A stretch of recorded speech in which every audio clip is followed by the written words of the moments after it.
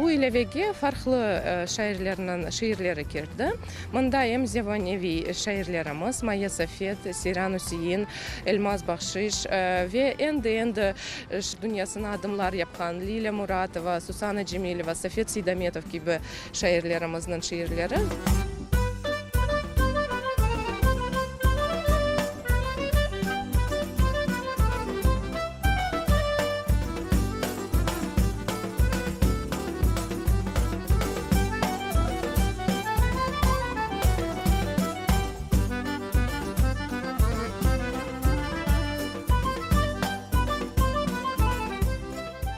İlevi neden, ne için pek meraklı, unikal ve gerekli deyip sayamız? Çünkü o internetsiz çalışır. Yani ana babalar çok su vakti şimdi yolda olalar.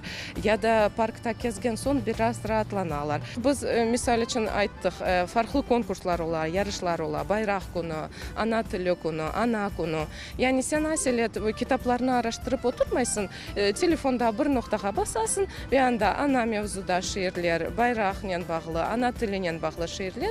Onun için hem kolaylı, hem faydalı, hem de bizim vaktimiz pek çok ketmiyor bu şeylerini tapmak için. Yani eminimiz hepimiz için gerekli bir imkan, gerekli bir vasıtadır.